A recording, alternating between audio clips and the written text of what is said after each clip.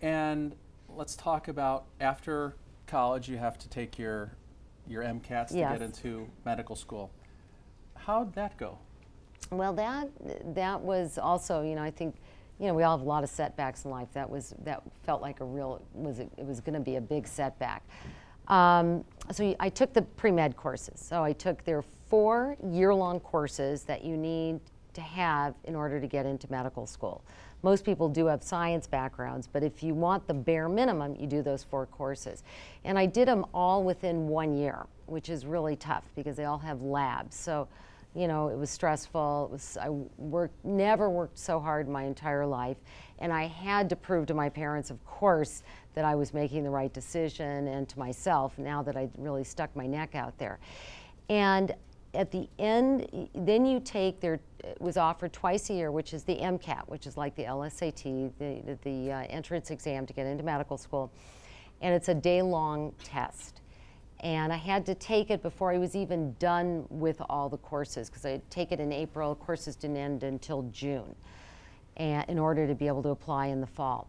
And I took the MCAT, and after you break for lunch, and just before the lunch break, the bell went off, and I looked at the exam. I don't know if any of you have ever had this feeling, and you look at the exam and you see you have like 3 more pages of multiple choice questions that you didn't answer.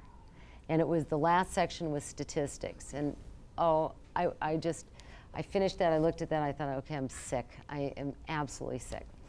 So I go out, and of course, what do? I call my parents, and they answer the phone.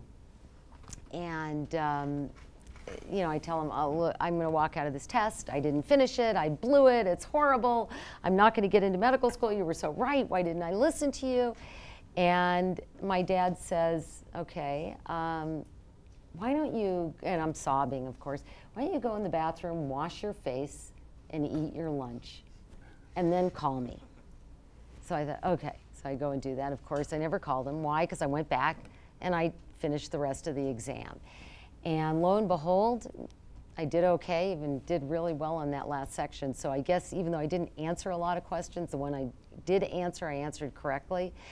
And the wild card in all of that was after we got our scores, about 3 weeks later, the standardized test company sent us all letters days before email and saying that they had misscored the exam for everybody who had taken the exam when I took it. And that it's all graded on a curve, I think, and that they miscurved it, and that everybody's scores were going to change and most likely go up. How lucky was that? So anyway, it all worked out. Got in.